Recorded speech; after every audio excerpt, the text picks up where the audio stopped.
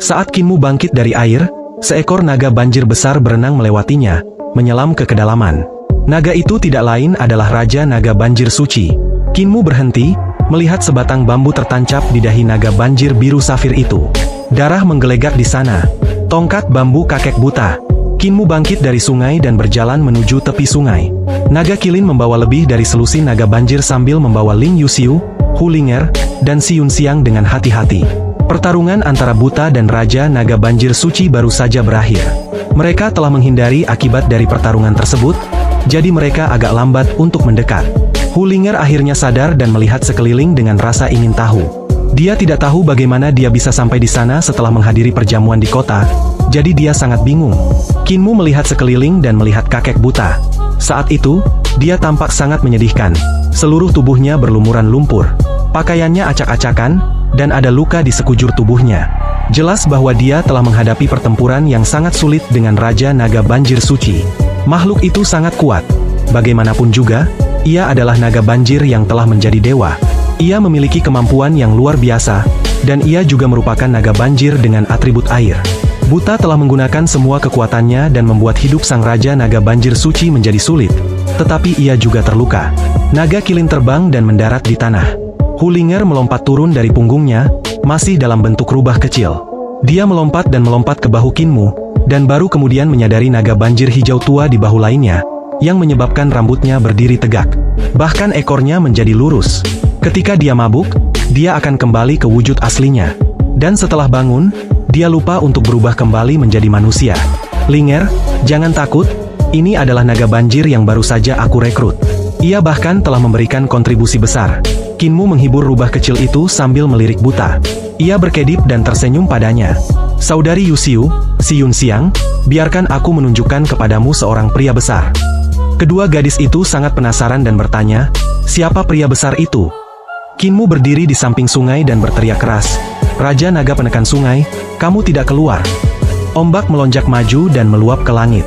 Naga besar yang merupakan penguasa naga mengangkat kepalanya dari sungai, setinggi gunung. Kumisnya yang panjang tergantung di hidungnya, berkilau dan tembus pandang, berkibar tertiup angin. Panjangnya 300 meter dan indah. Penguasa pemelihara naga menundukkan kepalanya.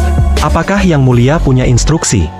Kedua wanita itu tercengang, dan Buta juga tercengang. Kinmu merasa senang dengan dirinya sendiri saat melihat sekeliling.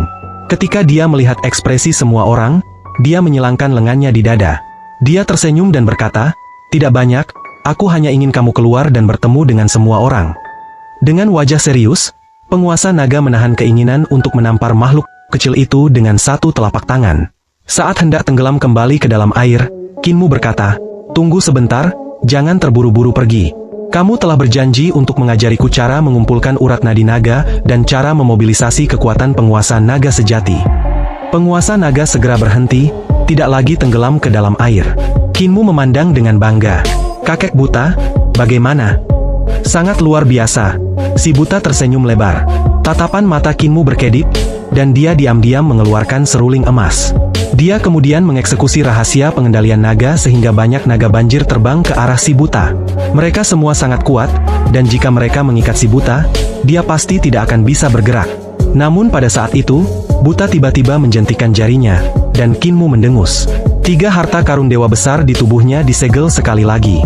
Suara seruling berhenti, dan naga banjir melihat sekeliling dengan linglung. Mereka tidak menyerang si Buta. Muer, kau terlalu hebat untuk kebaikanmu sendiri. Buta mengibaskan tangannya lagi, dan tali emas terbang keluar untuk mengikat lengan dan kakinya. Dia mendesah. Setiap zaman melahirkan seorang jenius baru di tanah yang mulia ini, tetapi generasi muda selalu mati di pantai berpasir. Jahe menjadi lebih pedas seiring bertambahnya usia. Kau terlalu lambat dalam bergerak, mencoba mengendalikan naga banjir untuk mengikatku, tidak sesederhana itu. Kinmu jatuh ke tanah, wajahnya hitam seperti arang. Tepat saat dia ingin memerintahkan penguasa naga untuk menjatuhkan Buta, mulutnya disumbat dengan selembar kain, membuatnya tidak dapat berbicara. Pernikahan harus dilanjutkan, dan anak itu harus lahir. Si Buta menggendongnya dan berkata kepada penguasa naga, bahwa kami kembali ke reruntuhan besar dengan mengikuti sungai. Kami akan kembali ke desa untuk melanjutkan pernikahan. Masih ada 2 pengantin, dan jika kau mengaturnya dengan baik, aku akan mentraktirmu ke pesta pernikahan. Penguasa naga ragu-ragu sejenak sambil menatap Kinmu. Teriakan teredam keluar dari mulut pemuda itu saat ia mencoba melawan.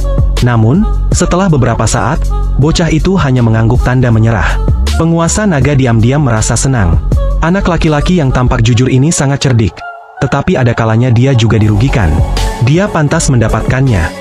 Ia membungkuk, memperlihatkan punggungnya yang panjang. Punggungnya seperti pulau sempit di atas air. "Naiklah ke punggungku," teriaknya. Si buta menggendong Kinmu ke punggung naga, dan naga Kilin pun bergegas datang. Banyak naga banjir yang sibuk dengan berbagai aktivitas juga ikut meringkuk menjadi bola. Inilah naga banjir yang kubesarkan. Mereka semua adalah penumpang gelap. Penguasa naga merasa sakit lagi, tetapi kejadian itu sudah tidak bisa diperbaiki lagi. Jika dia bisa mengulang semuanya, dia akan memberikan pukulan fatal kepada Kinmu saat pertama kali bertemu dengannya, membunuh bocah perjaka yang jujur itu dengan satu tamparan. Di punggung naga, Kinmu tampaknya telah menerima nasibnya dan tidak melawan lagi. Dia juga tidak mencoba membuat penguasa naga bergerak. Karena itu, buta mengeluarkan kain di mulutnya dan berkata, "Mintalah penguasa belut mengajarimu." Kinmu mengulurkan tangannya, dan buta melepaskan tali emas itu. Namun, bagian di kakinya tetap ada. Tatapan mata Kinmu goyah. "Mengapa kakek buta begitu berhati-hati? Aku baru belajar cara mengumpulkan pembuluh darah naga dari penguasa naga, dan membutuhkan kekuatan sihir untuk itu. Selain itu, naga banjir sudah lapar, jadi aku perlu memurnikan pil untuk memberi mereka makan. Bisakah aku melarikan diri jika kau membuka segel padaku? Bahkan jika aku ingin melarikan diri, bisakah aku lolos dari genggaman kakek buta? Bukankah menyegelku semudah menjentikan jari untukmu?" Buta mengangkat alisnya dan mengulurkan tangannya untuk mengetuk bagian tengah alisnya. Kinmu sangat gembira saat mendengar suara gemuruh. Harta karun ilahi embrio rohnya terbuka, tetapi harta karun ilahi 5 elemen dan 6 arahnya masih tersegel. "Ki vital dalam harta karun ilahi embrio roh sudah cukup untuk kamu pelajari," kata buta dengan tenang. Kinmu menghela napas kagum dan mengacungkan jempol kepada buta. Seperti yang diharapkan dari orang tua dan berpengalaman yang mengajariku cara menjadi orang dewasa, selalu berhati-hati. Hati buta meluap karena kegembiraan dan dia tertawa. "Berhentilah menyanjungku." Ling Yuxiu dan Si Yunxiang saling memandang dengan cemas. Ajaran dalam keluarga gembala sapi tampaknya berbeda dari keluarga lainnya. Tidak peduli bagaimana mereka melihatnya, tampaknya mereka membawa anak mereka untuk berjalan di jalan yang tidak lazim. Kinmu memurnikan pil roh dan memberi makan naga-naga itu. Naga Kilin juga memakan beberapa suap, tetapi merasa rasanya tidak enak. Dia diam-diam membuka pil roh api merah, dan wajahnya tidak bisa menahan diri untuk tidak menjadi hitam. Dia melihat ada pil vitalitas ilahi elemen api di tengah pil roh api merah. Tidak heran rasanya agak pedas. "Master Sekte, pil-pil roh ini salah," teriak naga Kilin. Setelah itu, dia membuka beberapa pil roh lagi dan melemparkan pil vitalitas ilahi elemen api ke sungai sambil memakan kulitnya saja. Kinmu memainkan seruling emas dan menyuruh naga banjir hijau memukul naga Kilin. Si gendut itu menjerit dengan sedih dan tidak berani pilih-pilih lagi. Saat penguasa naga berenang menuju reruntuhan besar, dia mengajari Kinmu rahasia pengendalian naga yang lebih mendalam. Kitab suci pemeliharaan naga yang diberikannya kepada Kinmu masih menyimpan beberapa informasi. Banyak poin penting yang belum tercatat di dalamnya. Kinmu belajar dengan tekun dan tidak melakukan trik apapun. Setelah setengah hari, dia telah mempelajari semua rahasia pengendalian naga dan bertanya tentang cara memobilisasi kekuatan penguasa naga sejati. Penguasa naga berkata, "Aku tidak tahu siapa yang memurnikan penguasa naga sejati menjadi harta karun. Tetapi sekarang itu telah menjadi harta karun takdir. Itu tidak akan pernah bisa menjadi naga sejati. Namun, menempatkannya di sarang akan memungkinkannya menyerap ki naga di sana. Dengan teknik unik untuk menyerap takdir penguasa naga sejati, kultivasi orang yang mengenakan penguasa naga sejati akan tumbuh pesat. Aku belum pernah mempelajari teknik semacam ini sebelumnya. Tetapi menurutku orang yang ingin mengumpulkan harta karun itu seharusnya menanamkan teknik itu ke dalam penguasa naga sejati. Setelah merebut takdir, kau akan menjadi penguasa naga sejati." Teknik yang unik? Kinmu sedikit tertegun, dia segera menyebutkan teknik Raja Sembilan Naga yang telah dipelajarinya dari Kaisar Yanfeng. Apakah teknik semacam ini adalah teknik untuk merebut takdir? Penguasa naga merenungkannya sejenak, lalu menggelengkan kepalanya. Teknik semacam ini hanya dapat menguasai ki, meminjam ki naga untuk berkultivasi, jadi ini bukanlah teknik untuk menguasai takdir. Kita, ras naga, lahir dari surga dan bumi dan secara alami mewarisi pengetahuan kosmos, mengubahnya menjadi bahasa yang dikenal sebagai bahasa naga. Setiap naga secara alamiah menguasai bahasa naga, jadi tidak perlu mempelajarinya. Tulisan dan rune pada penguasa naga sejati dan sarangnya tidak lain adalah tulisan ras nagaku. Aku hanya melihat yang ada di sarang, tetapi dari tulisan di sana, memang ada teknik yang dapat merebut takdir yang tertulis di sana. Namun, itu belum lengkap. Hati Kinmu sedikit tergerak. Dia seharusnya hanya bisa mempelajari teknik lengkap untuk merebut takdir setelah menggabungkan cakram kaisar dan sarang naga sejati. Legenda mengatakan bahwa seorang dewa telah menganugerahkan cakram kaisar kepada leluhur keluarga Ling, dan itu melambangkan otoritas kaisar. Teknik Raja Sembilan Naga pada saat itu secara alami merupakan teknik yang dipahami dari cakram kaisar. Selain itu, seorang jenius seperti Kaisar Yan Feng telah mampu menyempurnakan teknik Raja Sembilan Naga dan menaikkannya ke tingkat yang mampu bersaing dengan kitab suci iblis surgawi pendidikan agung dan sutra Mahayana Rulai. Seseorang dapat membayangkan betapa mengerikannya teknik yang menggabungkan tulisan di cakram kaisar dengan tulisan di sarang. Raja Naga, ajari aku bahasa naga, kata Kinmu tiba-tiba. Penguasa naga mengajarinya bahasa naga yang dia ketahui dan berkata, itu sebenarnya tersembunyi di dalam garis keturunan. Semakin murni garis keturunan, semakin banyak kata-kata naga yang akan diketahui seseorang. Aku bukan naga sejati, jadi masih ada beberapa bagian yang tidak ku ketahui artinya. Kinmu menghafal semua suku kata dan tulisan bahasa naga, dan kepalanya mulai membengkak. Goresan bahasa naga itu aneh, dan tampak seperti dibentuk oleh naga. Tidak ada pola teratur yang terlihat. Tanpa itu, mustahil untuk menyimpulkan arti dari karakter-karakter yang tidak dikenalinya. Selain itu, cara pengucapannya juga berbeda dengan bahasa manusia. Mereka memiliki irama yang tidak biasa, dan beberapa suku kata tidak dapat diucapkan dengan tenggorokan manusia. Hampir mustahil baginya untuk ingin menggunakan bahasa naga untuk berkomunikasi dengan naga. Kinmu menghafal bahasa naga sebanyak yang dia bisa, lalu mengeluarkan cakram kaisar yang tergantung di lehernya. Melihatnya, dia langsung bisa memahami arti dari beberapa karakter dan rune. Namun, karena penguasa naga tidak mengetahui seluruh bahasa, Kinmu tidak dapat mengenali semua yang tertulis. Tulisan-tulisan pada cakram kaisar berubah terus-menerus dan membuatnya pusing saat membacanya. Kinmu memejamkan mata dan menggelengkan kepalanya. Dia berkata dengan suara rendah, hanya naga sejati yang akan mengenali semua tulisan ras naga. Jadi di mana aku bisa menemukan naga sejati dan memintanya untuk mengajariku semua bahasa naga? Ada naga sungguhan di reruntuhan besar, kata penguasa naga. Semangat Kinmu sangat bersemangat. Tiba-tiba dia mendongak dan melihat ke depan. Dia melihat jalur perairan rahasia di depan mereka. Kecepatan penguasa naga sungguh mencengangkan. Hanya dalam waktu setengah hari, dia telah membawa mereka ke reruntuhan besar. Jalur perairan rahasia diblokade oleh pasukan Kekaisaran Perdamaian Abadi. Jika penguasa naga ingin menyeberang, dia harus menghancurkan seluruh kota. Kinmu segera menghentikannya, dan semua orang melompat dari punggungnya dan memasuki jalur perairan rahasia. Feng Xiuyun memimpin banyak orang untuk menyambut Kinmu dan membungkuk memberi salam. Kami memberi hormat kepada Master Sekte. Kinmu tersenyum dan berkata, jangan banyak basa-basi. Hari sudah mulai malam, jadi kita akan beristirahat di sini sebelum memasuki reruntuhan besar besok. Tuan Dupa Feng, tolong atur kamar tamu. Si buta tersenyum dan berkata, gadis ini tidak terlihat buruk, persiapkan jamuan makan. Malam ini adalah hari mekarnya kedua pemimpin sekte Anda. Dia akan menikah. Seluruh jalur air rahasia dihiasi dengan lentera dan spanduk berwarna-warni. Feng Xiuyun sigap dalam menangani masalah, dan segera Si Yunxiang didandani dengan baik oleh sekelompok prajurit wanita. Ia mengenakan mahkota dan kerudung phoenix sementara Kinmu mengenakan bola sutra merah besar lagi.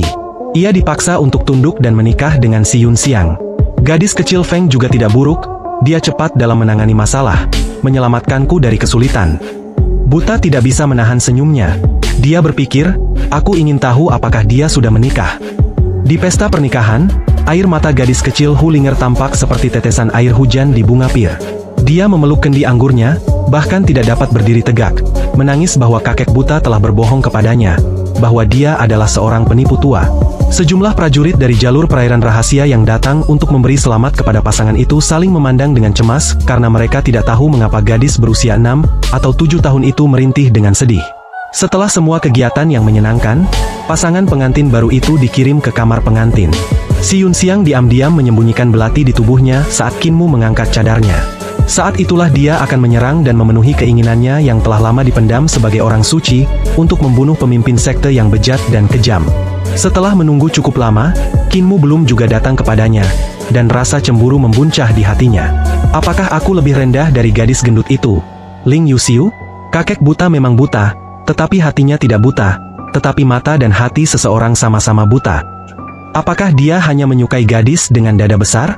Dia menunggu beberapa saat lagi, tetapi Kinmu tidak kunjung datang untuk duduk di sampingnya ataupun membuka cadarnya. Dia diam-diam mengangkat kerudungnya dan melihat Kinmu sedang duduk di samping meja dan membaca buku dengan tekun. Si Yunxiang merasa getir dan marah. Pada malam pernikahan dengan seorang wanita cantik yang tampak secantik bunga, si bodoh itu sedang belajar. Sungguh keterlaluan. Si Yunxiang mengangkat kerudungnya dan melemparkannya ke samping. Dia melangkah maju dan tersenyum. Apa yang membuat Master Sekte begitu sibuk? Kanon komputasional wanita misterius. Kinmu mengangkat kepalanya dan mengundangnya untuk duduk. Dia berkata dengan tulus, "Kakek buta selalu suka bermain-main, maafkan aku karena melibatkanmu untuk menikah denganku. Aku tahu dia khawatir tentang keselamatanku dan ingin aku menikahi seorang gadis yang baik dan melahirkan bayi sehingga aku akan terikat oleh seorang istri dan tidak dapat kembali ke kedamaian abadi. Dia hanya tidak ingin aku menghadapi bahaya di masa depan. Saudari Xiang, izinkan aku untuk meminta maaf kepadamu karena membuatmu menderita di sepanjang jalan." Setelah selesai mengatakan itu, dia berdiri dan membungkuk. Si Yunxiang segera membalas sapaannya dan berkata dengan tegas, "Anda selalu memperlakukan kami dengan sopan dan tidak memanfaatkan saya maupun sang putri. Saya telah melihat semua itu, jadi saya tentu tahu perilaku pemimpin sekte. Anda adalah pemimpin sekte dan setengah senioritas lebih tinggi dari saya, jadi tidak perlu formalitas." Dia bahkan lebih muda dari Kinmu, hanya seorang gadis berusia 14 tahun yang memiliki mata cerah dan gigi putih. Cara si Yunxiang bersikap selalu tampak remeh dan tidak sopan, tetapi ketika dia serius, dia memiliki sikap yang murah hati dan anggun. Wanita suci dari keluarga Si adalah pilihan alternatif bagi pemimpin sekte. Jika pemimpin sekte iblis surgawi meninggal, dia akan menggantikannya. Jadi, dia secara alami memiliki pengaruh yang luar biasa juga. Master Sekte masih belum mengatakan mengapa kamu ingin membaca kanon komputasi wanita misterius, katanya sambil tersenyum. Kinmu terus belajar sambil berkata, "Aku ingin lepas dari genggaman kakek buta, tetapi aku pasti tidak bisa lari darinya. Jika aku meracuninya, itu tidak akan baik. Lagi pula dia kakekku. Itulah sebabnya aku berpikir untuk menggunakan seni teleportasi ilahi." Si Yunxiang berteriak keheranan, pencapaian Master Sekte dalam Aljabar sudah mencapai tahap ini.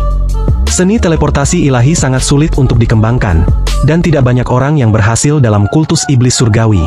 Semua Master Aula menggunakan bendera teleportasi atau pakaian teleportasi, karena jika mereka ingin berhasil dalam mengembangkan seni teleportasi ilahi, mereka akan membutuhkan pencapaian yang menakjubkan dalam Aljabar. Kesulitan dalam seni ilahi itu tidak kalah dengan pedang Dao. Untuk memanfaatkan seni ilahi teleportasi, Aljabar ruang harus dikembangkan hingga ranah ekstrim. Jika tidak, kesalahan dalam perhitungan akan mengirim seseorang ke tempat yang salah dan berbahaya. Namun, yang lebih menakutkan dari itu adalah mengirim diri sendiri ke batu. Tubuh seseorang kemudian akan menyatu dengannya. Namun, hal yang paling menakutkan adalah masalah yang berbeda. Dengan seni teleportasi ilahi, seseorang dapat membedah dirinya sendiri, meninggalkan potongan-potongan di ruang yang berbeda. Hal tersulit dari seni teleportasi ilahi adalah menghitung banyaknya titik teleportasi dalam sepersekian detik tanpa membuat satu kesalahan pun. Selain itu, seseorang harus terus menghitung saat berteleportasi. Perhitungan yang diperlukan sangat banyak sehingga hampir mustahil untuk memastikan semuanya akurat. Dalam sejarah sekte iblis surgawi, ada beberapa praktisi kuat yang lumpuh, terbunuh, atau bahkan hilang karena mengolah seni teleportasi ilahi. Ada juga banyak yang telah membedah diri mereka sendiri. Yang lebih menakutkan adalah bahwa semua praktisi kuat itu memiliki pencapaian yang luar biasa dalam Aljabar.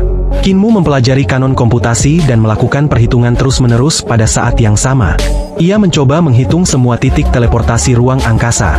Master Dao Linsuan memberiku kitab komputasi wanita misterius beberapa bulan yang lalu dan aku telah mempelajarinya sejak saat itu. Sedangkan untuk kitab komputasi misteri tertinggi, aku telah menguasainya. Pencapaian Sekte Dao dalam Aljabar dapat dikatakan sebagai nomor 1. Dengan menggabungkan dua jenis kitab komputasi, aku akan dapat memecahkan keajaiban seni teleportasi ilahi. Jangan khawatir, aku akan bisa memahami kanon komputasi wanita misterius malam ini. Begitu kegelapan meninggalkan reruntuhan besar besok pagi, aku akan pergi dengan seni ilahi ini. Begitu kakek buta melihat bahwa aku telah pergi, dia tentu tidak akan mengganggu kalian. Ekspresi si Yunxiang menjadi rumit ketika dia berkata dengan lembut, "Mengapa kamu berjuang? Meskipun kakek buta menculik kami dengan paksa dan memaksa kami untuk menikah denganmu, kamu hanya memikirkan dirimu sendiri. Pernahkah kamu bertanya apakah kami bersedia menikah denganmu? Kinmu berhenti menghitung dan mendongak dengan heran. Di bawah cahaya lampu, Si Yunxiang tampak malu-malu dan tak tertahankan. Saudari Xiang, apakah kamu bersedia menikah denganku? Kinmu bertanya dengan mata terbelalak. Mata Si Yunxiang tertunduk, dan dia menundukkan kepalanya dengan malu-malu. Manik-manik mahkota Phoenix bergoyang lembut saat cahaya lilin memantul darinya dalam cahaya yang memikat. Aku tidak percaya. Kinmu menundukkan kepalanya dan terus membaca buku dengan tekun. Tadi ada belati yang disembunyikan di lengan bajumu. Jika aku pergi ke sisimu, kau akan menusukku, jadi aku tidak percaya padamu. Si Yunxiang mengepalkan tangannya dengan erat hingga terdengar bunyi berderak, dan giginya berderit karena gemeretak. Tiba-tiba, dia mengeluarkan belati kecil dan menerkamnya. Kinmu tertawa dan bangkit berdiri. Ia menghindari belati itu dan menjentikan jarinya ke bilah belati itu. Si Yunxiang berputar di sekelilingnya, dan gaun merah pengantin wanita itu berputar-putar seperti bunga teratai merah. Dengan cahaya dingin yang menyala di tangannya, ia menyerang Kinmu dengan panik. Suara perabotan pecah datang dari kamar pengantin, karena banyak barang yang hancur berkeping-keping. Betapa ramainya. Buta meletakkan cangkir anggurnya, telinganya berkedut. Sambil duduk dengan tenang, dia tersenyum pada Feng Xiuyun yang sedang minum bersamanya. Jenderal Feng, apakah Anda sudah menikah? Kinmu bertarung dengan Si Yunxiang beberapa saat, hingga akhirnya dia menang. Dia kemudian menyambar belati milik Si Yunxiang dan melemparkannya ke tempat tidur. Di sana, dia memukul pantat Si Yunxiang beberapa kali, membalas dendam padanya karena telah menghabiskan harta karunnya yang kecil sebelum kembali belajar dengan tekun. Si Yunxiang masuk ke dalam selimut dengan marah, memunggungi dia. Langit berangsur-angsur menjadi cerah sementara dunia di reruntuhan besar diselimuti kegelapan yang tak tertandingi. Kinmu telah membaca buku itu sepanjang malam, tetapi vitalitasnya masih cukup. Si Yunxiang terbangun. Ketika dia berbalik menghadap Kinmu, dia tidak bisa menahan diri untuk tidak mendengus. Dia menoleh ke arahnya dan tersenyum. Kamu mendengkur saat tidur, tetapi tidak keras, seperti suara anak kucing. Itu pasti sesuatu di tenggorokanmu yang kemungkinan besar disebabkan oleh penyimpangan Qi. Aku telah membuatkan pil untukmu, jadi minumlah pil itu sesegera mungkin, dan itu akan sembuh. Si Yunxiang bangkit dari tempat tidur dan meregangkan tubuhnya. Dia meminum pil roh. Kinmu menghela napas dengan gemetar, dan tatapannya berkedip. Kali ini aku pasti bisa melarikan diri. Namun, kakek buta hanya membuka segel harta karun ilahi embrio rohku, jadi kekuatan sihirku masih belum cukup untuk membuatku berteleportasi jauh. Karena itu, aku perlu menggunakan rahasia pengendalian naga dalam kitab suci pemelihara naga, agar naga banjir melingkari tubuhku, dan meminjamkanku kekuatan sihir mereka. Si Yunxiang tersentak kaget. Kau masih ingin pergi? Kinmu tersenyum dan berkata, itu wajar saja. Kakek buta mengira aku akan mati di kedamaian abadi, jadi aku ingin membuktikan kepadanya bahwa aku dapat lolos dari tangannya, dan dengan demikian terhindar dari bencana besar yang akan datang di masa depan. Tidak ada seorang pun di dunia ini yang dapat membunuhku. Dia sangat percaya diri saat mendorong pintu hingga terbuka. Si Yunxiang berjalan keluar bersamanya, hanya untuk melihat buta berdiri di pintu lengkung menuju taman, tampak tersenyum pada mereka. Si Yunxiang buru-buru menatap Kinmu yang wajahnya juga dipenuhi senyuman. Buta mengangkat alisnya, setelah mendapatkan tongkat bambu baru dari suatu tempat. Dia mengetukkannya dengan lembut ke tanah, lalu berkata, Muer, cucu menantu, kemarilah dan makan sarapan. Kinmu tersenyum dan berkata, tepat waktu untuk sarapan. Si Yunxiang terus merasakan ada percikan api yang berderak tanpa henti di antara kedua pria itu. Buta jelas tidak memiliki mata, tetapi dia merasa bahwa keduanya saling menatap dan bersaing dalam diam. Di meja sarapan, Ling Yuxiu juga muncul sebagai istri pertama. Gadis kecil Hulinger merajuk dengan kepala tertunduk saat makan. Ketidaksenangannya tampak di wajahnya, dan pipinya menggembung. Tidak ada yang tahu mengapa dia merajuk. Naga gendut, aku akan menghajarmu sampai mati kalau kau pilih-pilih. Gadis kecil itu tiba-tiba marah pada naga kilin, membuatnya takut hingga hampir membalikkan mangkuk nasinya. Naga banjir yang kecil dan lembut itu geli dan berteriak. Naga kilin tersenyum dan berkata, Kakak Linger, aku tidak pilih-pilih. Lihat, berat badanku sudah turun 0,5 kilo. Setelah sarapan, Buta tersenyum dan mengangkat alisnya. Dia kemudian berkata dengan santai, Muer, reruntuhan besar ada di depan, jadi lakukan apapun yang ingin kamu lakukan. Tatapan mata Kinmu berkedip dan dia berkata, kakek buta telah menyegel harta karun ilahi 5 elemen dan 6 arah milikku, jadi bagaimana mungkin aku berani melakukan apapun? Buta menguap dan mengulurkan tangannya untuk menepuk dahinya. Jangan bilang aku tidak memberimu kesempatan. Dua ledakan keras terdengar dari tubuhnya, dan harta karun ilahi 5 elemen dan 6 arahnya tiba-tiba terbuka. Kekuatan sihirnya mengalir kembali, dan dia langsung merasakan kekuatan mengalir melalui tubuhnya. Kakek buta sangat percaya diri ya. Kinmu menyipitkan matanya, dan keinginannya untuk bertarung pun membara. Si buta menyandarkan dirinya pada tongkat bambu dan tersenyum padanya. Tidak masalah, tidak masalah. Tiba-tiba, Kinmu menghentakkan kakinya dengan keras, dan formasi teleportasi yang sangat mewah muncul di sekujur tubuhnya. Formasi itu menyala, dan tubuhnya langsung menghilang. Seni teleportasi ilahi. Dia baru saja menghilang ketika buta tiba-tiba mengetuk tanah dengan tongkat bambunya. Kinmu kemudian jatuh dari udara. Saat dia melakukannya, tanda-tanda formasi yang sangat mewah berputar-putar di sekelilingnya lagi, dan dia menghilang sekali lagi. Buta melemparkan tongkat bambu itu ke atas, dan seolah-olah itu adalah batu giok, tongkat itu berubah di langit seperti naga hijau. Tongkat itu mengetuk berkali-kali di angkasa, dan seni teleportasi ilahi Kinmu dicegat berulang kali, memaksanya untuk terus mengungkap jejaknya. Tubuh Kinmu berkedip-kedip saat ia perlahan-lahan dipaksa kembali ke halaman. Akhirnya, ia dipaksa keluar oleh tongkat bambu buta dan mendarat kembali ke halaman. Sebelum kakinya menyentuh tanah, suara seruling terdengar, dan naga banjir menerkam buta. Dalam sekejap, dia terikat erat oleh mereka. Si buta tidak mempedulikan mereka. Tongkat bambunya terbang dan mengetuk pelan leher dua naga di antaranya. Mereka langsung lemas, seolah-olah telah meninggal. Ada juga dua naga banjir yang terbang ke kaki Kinmu, dan dia langsung merasakan kekuatan sihir membanjiri. Telapak tangannya kemudian menebas satu demi satu. Tanda-tanda formasi teleportasi yang tak terhitung jumlahnya muncul dengan cepat. Muncul di antara dia dan buta. Ruang di antara mereka berdua meluas dengan cepat, berkedip dengan rune formasi dari semua warna. Ekspresi buta sedikit berubah, dan dia mengejar dengan tongkat bambunya. Tongkat itu mengetuk dengan cepat dan menghancurkan rune satu demi satu. Namun, tiba-tiba, formasi di sekitarnya menyapu ke arah buta yang berada di tengah. Dia berhenti dan membiarkan mereka menenggelamkannya. Ada senyum di wajahnya. Muer, kamu menang. Astaga! Seberkas cahaya menyambar, dan dia diteleportasi oleh seni teleportasi ilahi. Di luar jalur perairan rahasia, buta berjalan keluar dari sebuah sinar dan melihat kembali ke tempat itu. Dia terdiam sejenak, lalu tersenyum. Kamu sudah dewasa. Jarak Kinmu memindahkan buta tidaklah jauh, bahkan tidak sampai 1 mil dari jalur perairan rahasia, dengan reruntuhan besar di belakangnya. Bagi buta, menghancurkan teleportasi Kinmu tidaklah sulit. Jadi bocah itu hanya bisa mengirimnya sejauh itu saja. Buta diam-diam kembali ke jalur perairan rahasia untuk mencari Kinmu. Tanpa sepatah kata pun, dia membuka segel pada harta karun suci Ling Yuxiu dan Si Yunxiang. Sambil bersandar pada tongkatnya, dia berjalan pergi sendirian. Kinmu tertegun, kakek buta. Sudah dewasa, sudah dewasa. Air mata hitam menetes dari rongga mata si buta tua, dan semakin cepat ia berjalan, semakin cepat pula air mata itu jatuh. Anak yang dibesarkannya akhirnya tumbuh dewasa, dan hatinya tiba-tiba terasa hampa dan masam. Kinmu kemungkinan besar tidak akan kembali ke desa lansia cacat lagi. Ia bukan lagi pemuda kecil yang menggendongnya saat berlatih pukulan. Anak yang digendongnya sudah memiliki ide dan kemampuan untuk melindungi dirinya sendiri. Hatinya sudah liar, dan setelah melihat dunia luar, dia tidak mau tinggal di desa lansia cacat yang hanya dihuni oleh sekelompok lelaki tua dan seorang perempuan tua. Si buta berjalan begitu cepat sehingga ketika Kinmu bergegas ke tembok kota jalur perairan rahasia, dia hanya bisa melihat punggung kakeknya yang semakin menjauh. Terlihat sedikit sepi. Hati pemuda itu juga sedikit tertekan. Dia melambaikan tangannya, tetapi tidak mengatakan apapun. Si buta membelakanginya, tetapi dia sepertinya melihatnya melambaikan tangannya sehingga dia juga melambaikan tangan.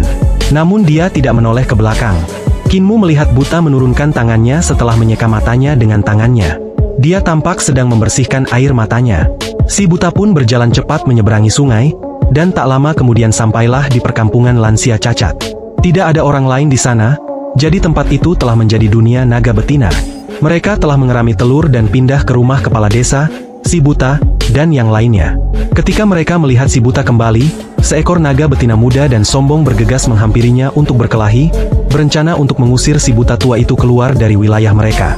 Setelah beberapa saat, tongkat bambu itu menembus makhluk itu dan mencabut bulunya. Makhluk itu kemudian dipanggang di atas api unggun sementara naga betina lainnya bersembunyi di sudut dan menggigil. Si buta kemudian pergi ke kamar jagal dan mengambil beberapa kendi anggur. Setelah memanggang naga betina, dia minum bersama makanannya. Setelah kenyang, dia melempar tulang-tulang ayam itu ke tanah. Ketika dia berdiri, dia meraih tongkat bambunya, tetapi tongkat itu sudah berubah menjadi abu karena api. Si buta tercengang, ia menepuk-nepuk abu itu dengan tangannya. Dia berjalan ke Sungai Surging yang berada di luar desa dengan langkah lebar. "Sudah berapa tahun ini?" gumamnya dalam hati. "Kakak, sudah berapa tahun kau menemaniku? Saat aku kehilangan dan menggendongmu ke sini, kepala desa berkata bahwa hatiku sudah kalah dan aku tidak pantas lagi memilikimu. Ia menyuruhku menyingkirkanmu, menguburmu di Sungai Surging ini. Ia berkata aku tidak akan pernah membutuhkanmu di desa lansia cacat." Ombak naik di permukaan Sungai Surging, dan gemuruh lembut terdengar dari dasar sungai. Riak-riak menyebar ke sekitarnya dengan pola yang teratur. Si buta berjalan ke atas air, pakaiannya yang compang-camping berkibar tertiup angin. "Dulu saat aku meninggalkanmu, hatiku mati. Aku tidak melihat apapun yang layak untuk dijalani di dunia ini lagi. Dulu, kau mengikutiku karena kekuatanku, sifatku yang tak terkalahkan, dan kesombonganku." Saat dia berdiri di permukaan sungai, tiba-tiba muncul keinginan bertarung yang sangat kuat dari tubuhnya yang kecil. Keinginan itu melesat ke langit, dan awan pun berubah bentuk menjadi seekor kura-kura dengan seekor ular yang melingkarinya.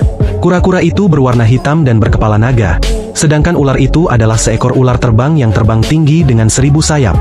Tiba-tiba, bisikan datang dari dasar sungai. Itu adalah suara aneh yang terdengar seperti raungan naga namun pada saat yang sama seperti bisikan orang mati. Itu adalah bahasa naga dan juga suara dari dunia lain. Kalau ada yang mendengarnya, mereka akan merasa seolah-olah ada tubuh panjang dan lembut yang perlahan muncul dari sungai dan melingkari tubuh buta yang kecil dan kurus. "Kau telah kalah, matamu telah buta, tak pantas memilikiku. Saya kalah."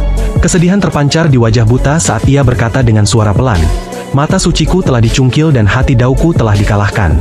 Aku tidak pantas memilikimu, tetapi alih-alih mengatakan bahwa aku telah meninggalkanmu, justru kaulah yang telah meninggalkanku. Saat itu, aku telah kalah total, dan aku tidak pantas memilikimu." Ombak di permukaan sungai semakin membesar, dan riak-riak mulai berputar. Sebuah pusaran air besar terbentuk di tengah sungai, dan suara aneh keluar dari dalam, membawa serta aura kekaguman yang menakutkan. "Tidak pantas memilikiku, jadi mengapa kau datang? Saya telah menemukan hati dao saya." Alis dan rambut buta berkibar tertiup angin, dan pakaiannya berkibar keluar. Suaranya seperti gemuruh guntur yang bergema di antara awan. Keinginannya untuk bertarung menjadi sangat tajam dan kuat, seolah-olah seorang dewa telah kembali ke dunia fana. "Dulu aku hanya mengejar hal-hal yang ekstrim dari mata dewa. Aku bisa melihat menembus segalanya tetapi tidak bisa menembus hati manusia. Sedangkan sekarang aku memiliki seseorang yang perlu aku lindungi.